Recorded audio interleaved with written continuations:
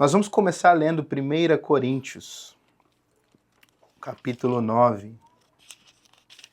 1 Coríntios, capítulo 9, versículo 24 e 25.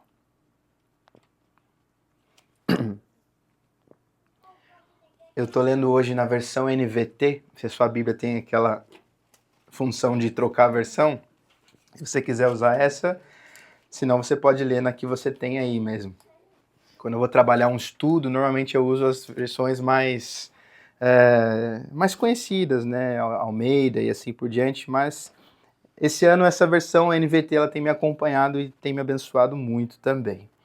Então, 1 Coríntios capítulo 9, versículo 24 e 25 vão nos dizer assim: Vocês não sabem que numa corrida todos competem, mas apenas um ganha o prêmio?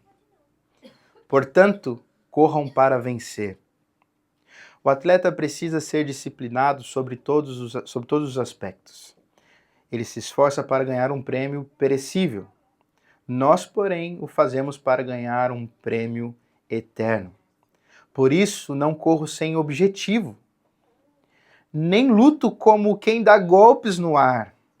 Disciplino o meu corpo como um atleta, treinando-o para fazer o que deve, de modo que depois de ter pregado a outros, eu mesmo não seja desqualificado.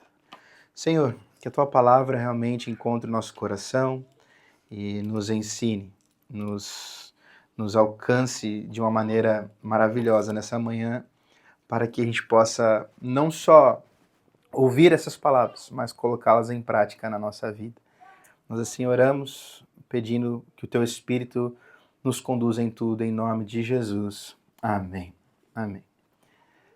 Esse ano a minha esposa ela resolveu falar muito sobre corrida. Ela está se aventurando nessa jornada, né? A gente começou o ano falando assim, nós vamos junto correr a São Silvestre. Né? Eu já desisti no meio do caminho, ela infelizmente teve alguns contratempos, e não vai ser esse ano que a gente vai correr a São Silvestre. Mas o fato da gente estar sempre conversando sobre corrida, e vocês podem ver pelo meu porte que eu não sou um atleta, né? Me fez pensar sobre alguns textos também que falam sobre a vida cristã como uma corrida, né? E também que falam sobre a necessidade do nosso cuidado, não só para com as coisas do Senhor no sentido da igreja, da doutrina, da teologia, mas do cuidado também para com a gente mesmo, com a nossa família, né, com o nosso tempo, com a nossa saúde. A palavra de Deus ela nos dá orientações também nesse sentido.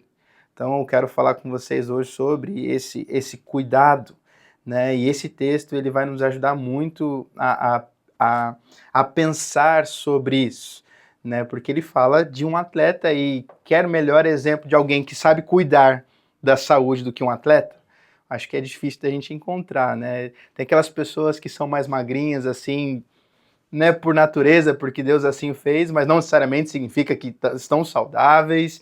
Tem gente que tem essa habilidade, tem consciência corporal, né, e tem essa habilidade com os exercícios físicos, mas não necessariamente significa que as pessoas estão saudáveis também. O atleta ele é diferente porque ele pensa na sua alimentação, ele pensa na sua rotina, ele pensa numa série de coisas, né? Vamos falar aí de atletas como Cristiano Ronaldo, Messi, esses caras de alto desempenho, né? Eu falei do futebol, mas quantos outros?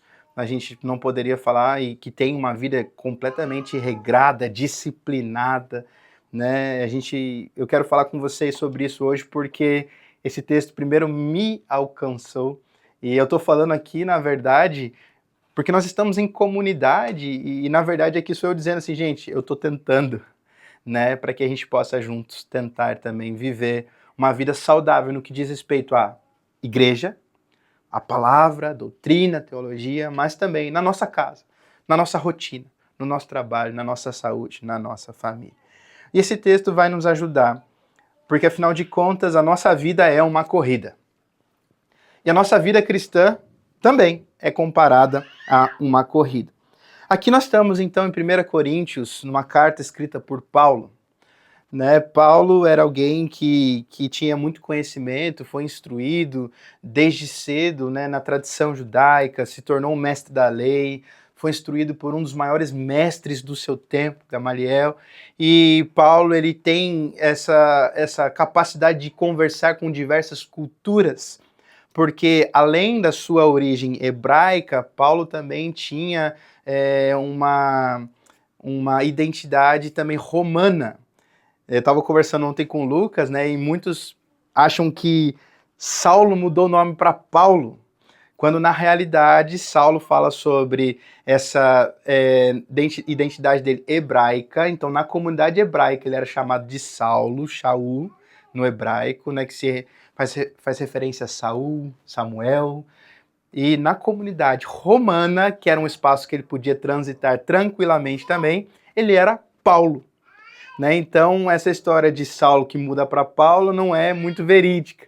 E é importante a gente falar sobre isso, porque tem até uma novela rolando, né, do Paulo, né, que muitas pessoas têm assistido, e às vezes vem algumas informações que elas não são a informação correta.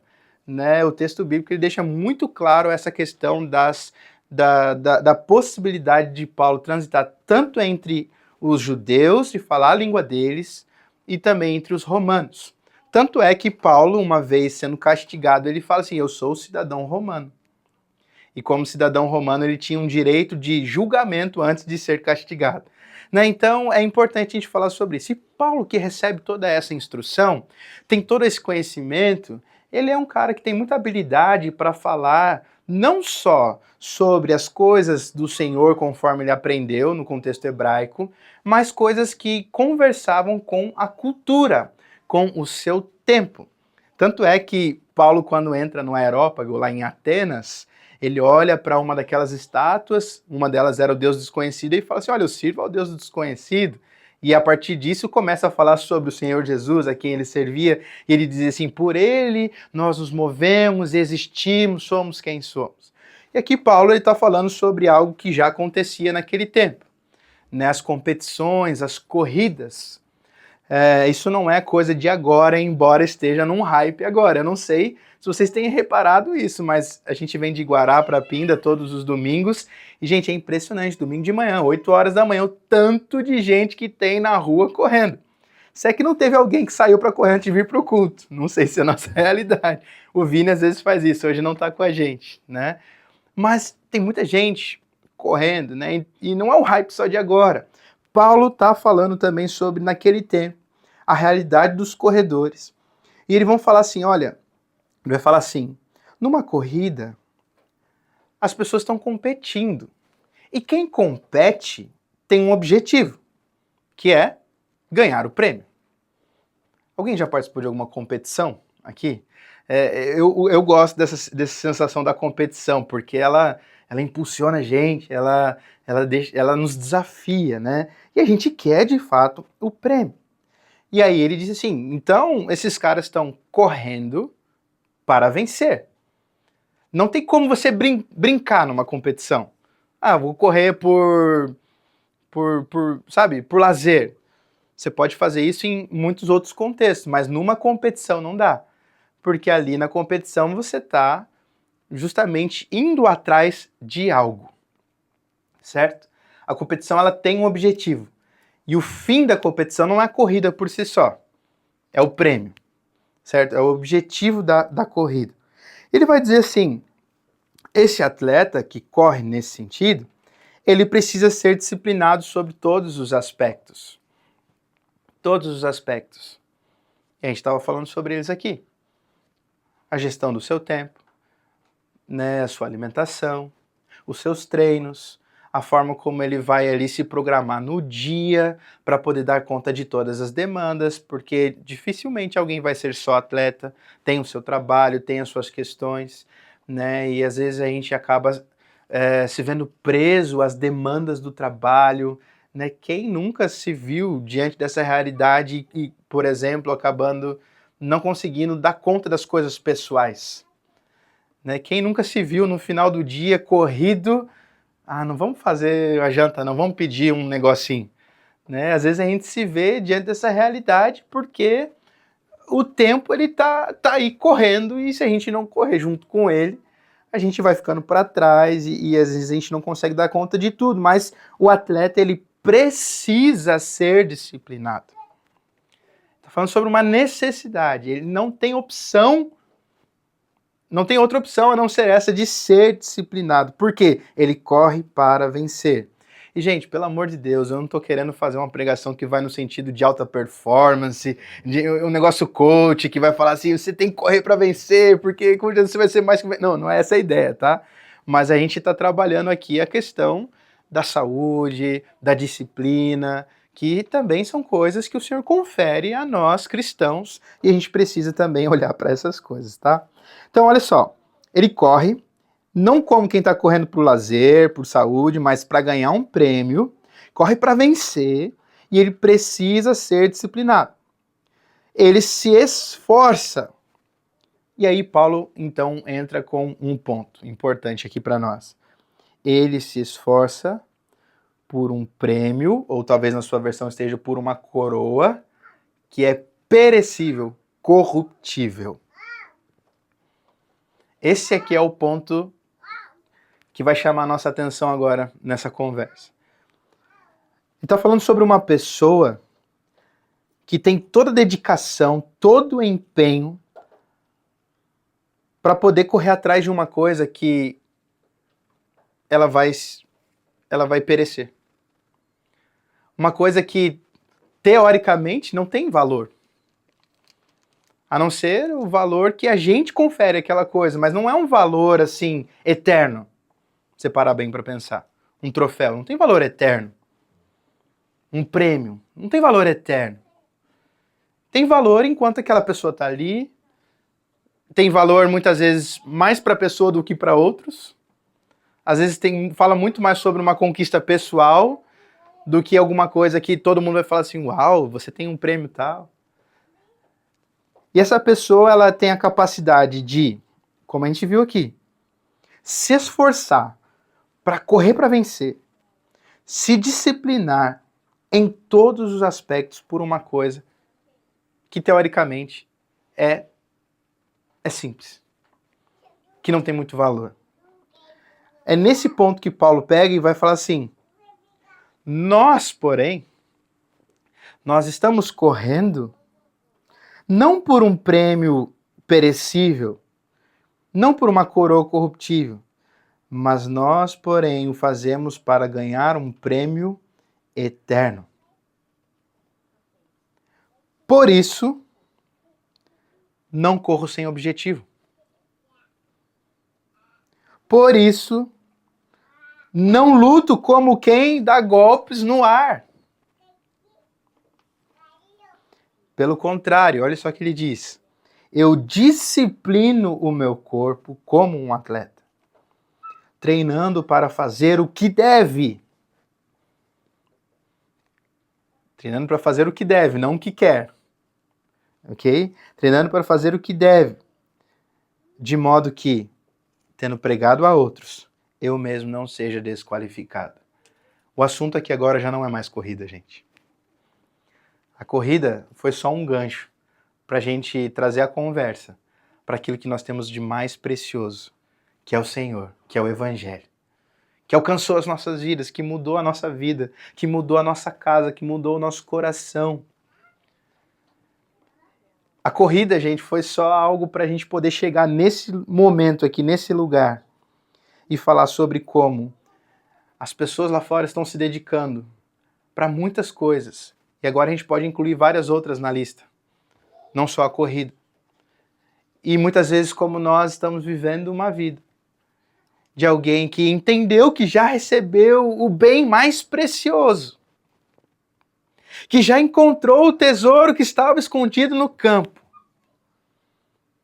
mas que não se esforça, que não se disciplina, que não faz o que deve muitas vezes, porque eu já recebi, eu já ganhei, então vamos vivendo a nossa vida. Meus irmãos e irmãs, o Evangelho, ele pede de nós algumas coisas. Se engana quem pensa que o Evangelho é só um abraço de Cristo. Quem pensa que o Evangelho é só o amor do Senhor sendo derramado sobre nós, e de fato Ele é todas essas coisas. Nós nos sentimos abraçados pelo Senhor, envolvidos pelo seu amor. Mas muitas vezes o ensinamento a respeito das coisas do Senhor, elas param por aí. E as pessoas continuam vivendo as suas vidas de qualquer maneira, fazendo o que bem pensam, sem muitas reflexões bíblicas, sem um olhar para a palavra de Deus, sem uma vida devocional, sem um olhar para aquilo que Deus está dizendo assim, olha, essa é a maneira que eu espero que vocês vivam. Porque teoricamente já alcançaram um grande prêmio e é ok, agora a gente vai vivendo a nossa vida e deixa isso na estante, mas o Evangelho, ele não é, sabe, um prêmio que você recebe e expõe na sua casa. Olha só como eu sou cristão. Não é um prêmio que você recebe, aí você compra uma camiseta com uma cruz, você faz uma tatuagem, você põe um colar, você escreve uma frase no seu carro. O Evangelho ele não é uma muleta, ele não é um prêmio como esses perecíveis. O Evangelho ele fala sobre um modo de viver. O Evangelho ele fala sobre uma conduta. Ele fala sobre algo que eu preciso diariamente me esforçar para me encaixar. Disse para vocês na semana passada que Deus não diminui os seus padrões. Quando o jovem rico chegou diante dele e falou, Senhor, eu faço isso, isso, isso, aquilo, e Deus falou assim, tá, mas me dá o seu coração, vende as coisas que tomam o seu coração. Ele não foi capaz, ele saiu triste, Jesus não saiu correndo atrás dele, dizendo assim, olha, peraí, eu vou dar um jeito de te encaixar aqui, não. Porque o Evangelho tem a ver com uma conduta, tem a ver com um modo de viver. Um dos sermões mais desafiadores que a gente vai ler na vida é o Sermão do Monte, o Sermão de Jesus. O grande sermão, que ele fala sobre a ética cristã, sobre a moral cristã. É diferente de pensar sobre moralidade cristã, que fala sobre uma aparência cristã.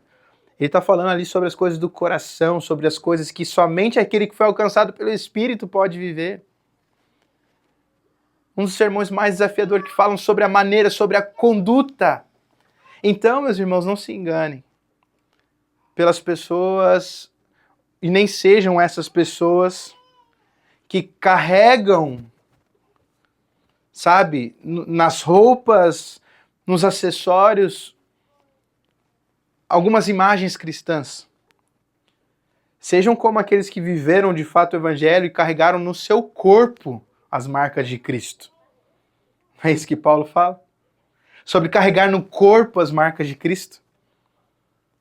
É muito diferente do que deixar uma Bíblia aberta no meio da sala no Salmo 23. Vocês já viram isso em algum lugar, não viram não? Já entraram na casa de alguém que tinha a Bíblia aberta. Às vezes vocês fazem isso. E, gente, a minha crítica não é sobre deixar a Bíblia lá, mas é sobre a Bíblia ficar lá como um objeto qualquer que não toca o seu coração, não muda a sua vida, está empoeirado, e às vezes está até aberto, e se pelo menos soubesse o Salmo 23 de cor, até um pouquinho melhor. Aí tem outros que põem no Salmo 91. Enfim, ela não é uma fonte de energia que me protege, que faz algo na minha vida. Não é como esses troféus que perecem.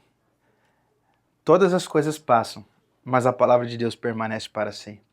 Ela é viva e ela tem o poder de penetrar o nosso coração e mudar aquilo que ninguém mais pode mudar. É por isso então que Paulo fala sobre disciplina. Porque a palavra de Deus, ela nos alcança a ponto de nos tornar disciplinados. Ela precisa nos alcançar nesse nível. A ponto de nós nos tornarmos disciplinados. A ponto de nós, como atletas que treinam para fazer aquilo que deve, também, como cristãos, sejamos disciplinados para fazer aquilo que deve ser feito. Ah, mas pastor, eu não quero ler a Bíblia, eu estou sem vontade nenhuma.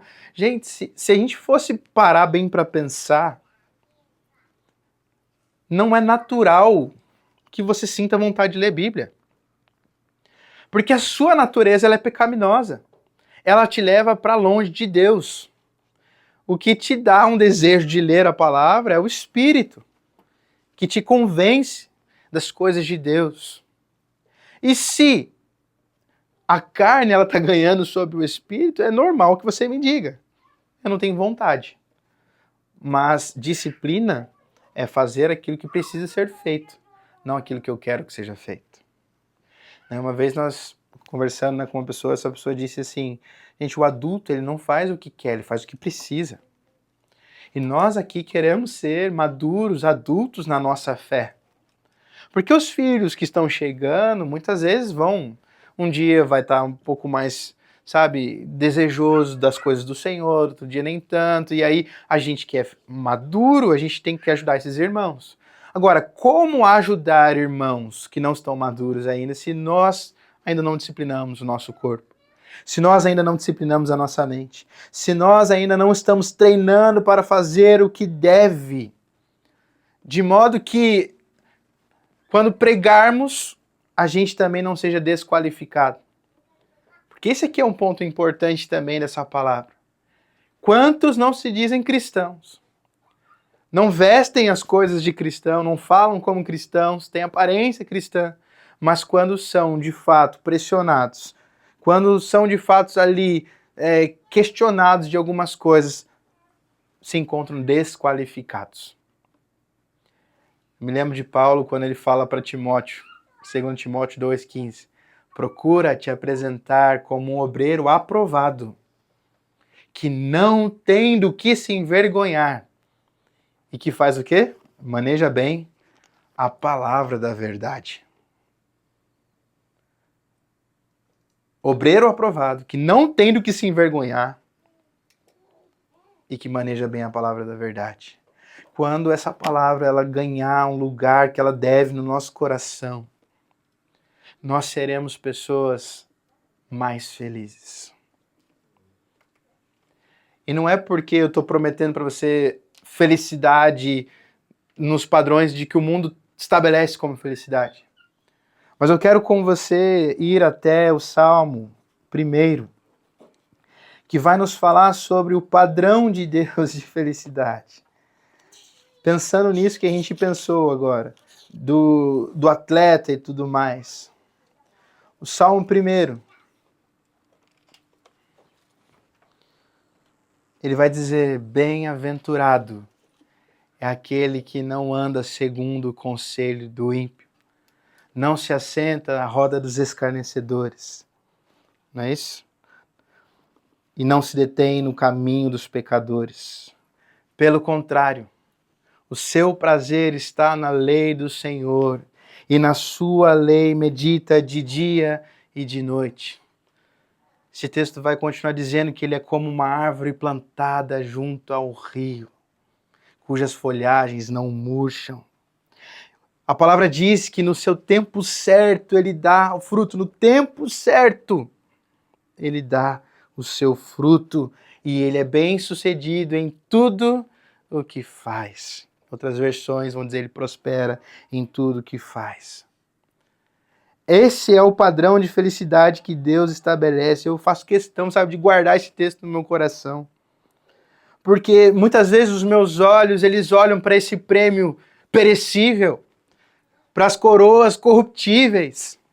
Muitas vezes os meus olhos, eles se lançam, eles projetam a minha vida nesse lugar das coroas corruptíveis. E aí eu me vejo me esforçando e me disciplinando para conquistar esses prêmios que na verdade não têm valor nenhum. Trocando o lugar de prioridade do Senhor por outras coroas, por outros prêmios, que momentaneamente vão me fazer feliz e momentaneamente vão trazer ao meu coração aquilo que Ele acha que precisa. Mas aí quando eu volto os meus olhos para Cristo, eu lembro que se o Senhor é meu pastor, nada me faltará. Aquilo que eu não tenho, eu não preciso. O Projeto Sola tem uma canção que eles falam justamente sobre isso. Se o Senhor é meu pastor, aquilo que eu não tenho, eu não preciso desejar. É até pesado, é difícil de ser vivido. Porque uma coisa é aquilo que eu não tenho eu não preciso, ok. Mas o que eu não tenho eu não preciso nem sequer desejar. Porque na verdade a gente não tem que querer nada além de Cristo. Ah, mas a gente não pode sonhar com uma casa melhor para nossa família, com uma viagem. É claro que a gente pode pensar nessas coisas. Mas nós temos que entender nessas coisas como graça, bondade do Senhor, cuidado de Deus sobre nós. Porque, gente, tem muitos que estão vivendo uma vida que isso não é nem uma possibilidade. Não é porque alguns não têm a possibilidade que a gente não possa pensar nisso, tá, gente? Também não quero ir para esse lado de que, só porque um não pode, você não pode. Não. Mas quantos missionários nós não escutamos falar que tem um chamado de Deus, abrem mão de todas as possibilidades e vão para lugares onde a igreja é perseguida e morrem pela causa de Cristo? Esses dias eu vi uma igreja norte-americana, um pastor recebeu uma carta de uma das missionárias da igreja e ela estava na carta dizendo assim: pastor, se você recebeu essa carta é porque eu morri. Mas eu morri fazendo a coisa que eu mais amava na minha vida: pregar o evangelho de Cristo. Né? Eu fico pensando sobre isso. Eu não quero aqui alcançar o coração de vocês por sentimentalismo, mas eu quero mostrar para vocês como algumas pessoas entenderam que existe uma corrida por um prêmio eterno. Que vale a pena a gente viver por ela, inclusive se for preciso morrer por ela, por essa corrida. Nós estamos olhando aqui então para esse salmo que agora fala assim: olha, aquele que não segue o conselho do ímpio, do perverso, ele é feliz, ele é bem-aventurado. E a palavra bem-aventurado é muito comum na tradição judaica, tanto é que o próprio Cristo ele coloca isso no Sermão do Monte, lá nos primeiros versículos, nas bem-aventuranças. Né? No hebraico é a palavra ashrei, né? E aí os teólogos eles vão falar que esse asherismo, né? Que é essa estrutura de bem-aventuranças, ela é muito comum para comunicar um preceito do reino, um preceito do Senhor, que o Senhor, sabe, ele não negocia. Ele está dizendo aqui, olha, bem-aventurado significa mais que feliz, ou mais abençoado, não como uma condição momentânea, mas como um estado de vida. Então, aquele que vive sem seguir o conselho do ímpio é mais feliz, é mais bem-aventurado. Aquele que vive sem se deter no caminho do pecador é mais feliz, é mais abençoado. Aquele que vive sem se assentar à roda dos escarnecedores, ele é mais abençoado. E percebam que existe uma progressão aqui. A progressão é a seguinte: primeiro você dá ouvidos, você está caminhando, e aí você começa a dar ouvidos ao ímpio. De repente você se detém, você para no caminho do pecador. Você não só deu ouvidos, você parou agora para conversar com ele. Quando de repente alguém puxa uma cadeira e você se assenta na roda dos escarnecedores. O pecado é sutil, gente. Não é assim, hoje eu decidi me assentar na roda dos escarnecedores, não. Na medida que você vai dando ouvidos para os conselhos dos ímpios e não para os conselhos do Senhor, você vai se detendo, você vai parando, o seu passo ele vai ali, você vai ralentando os seus passos até você parar para trocar ideia com o pecador. E quando você menos percebe, ele já puxou uma cadeira para você e você se assentou. E a palavra está dizendo que é mais feliz. Oi. Que é mais feliz aquele que evita todas essas coisas. Somos mais felizes quando nós sabemos o que evitar. Guarde isso no seu coração. Somos mais felizes quando nós sabemos o que evitar. Quando nós sabemos qual é a corrida que nos é proposta. Quando nós sabemos que alguns prêmios perecíveis não valem a pena. A gente pode evitá-los. Vale muito mais a pena disciplinar o nosso corpo pelo prêmio eterno. Então saiba evitar algumas coisas e você vai ser mais feliz. Mas você é mais feliz também quando você sabe o que fazer. E aqui o texto vai dizer: pelo contrário, ou seja, versículo 2, né? Pelo contrário, ele está negando tudo ali no primeiro versículo. Ele tem prazer na lei do Senhor e nessa lei medita de dia e de noite.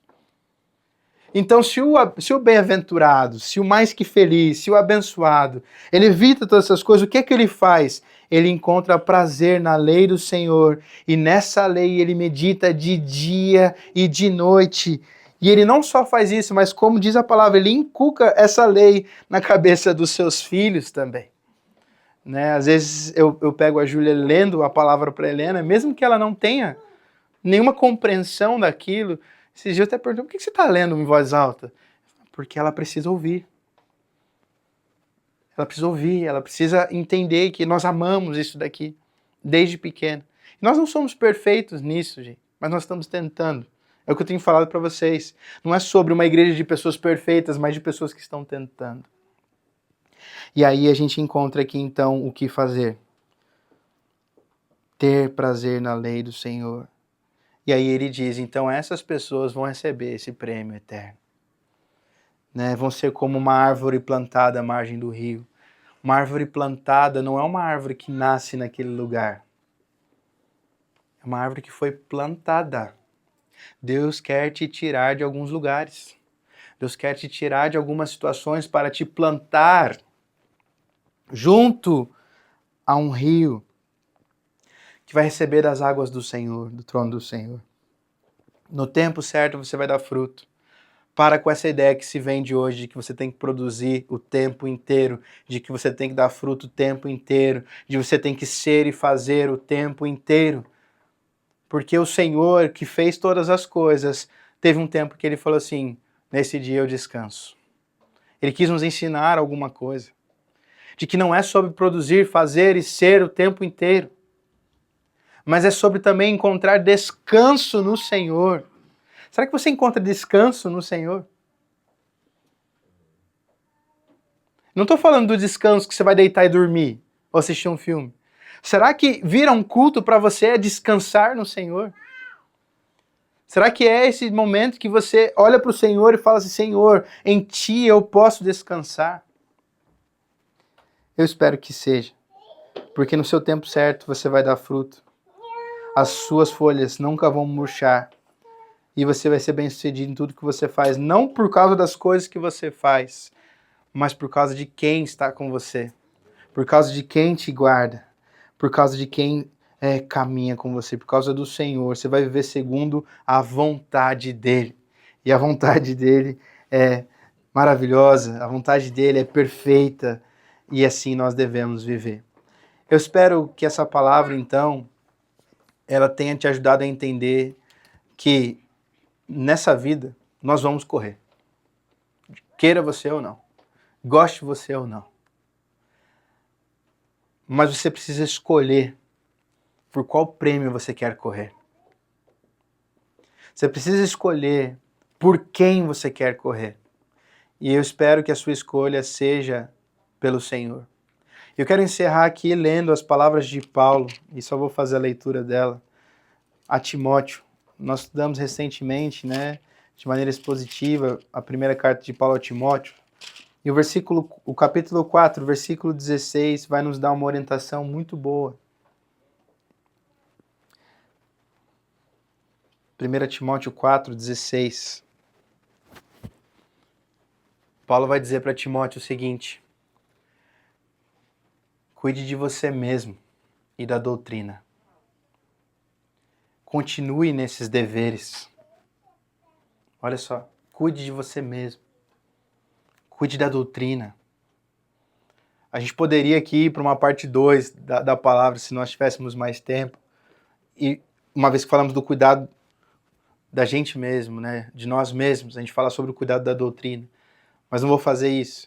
Ele está falando, cuide de você mesmo, cuide da doutrina. Continue nesses deveres, porque fazendo assim você salvará tanto a si mesmo como aos que o ouvem. Em outras versões, na NVT que eu tenho lido, fala assim, fique atento a seu modo de viver. Fique atento aos ensinamentos. Permaneça fiel ao que é certo. E assim você salvará a si mesmo e aqueles que te ouvem. Que o Senhor nos ajude, em nome de Jesus, a viver essa vida. Não nos descuidando daquilo que recebemos de Deus, mas dedicando a nossa melhor atenção às coisas do Senhor.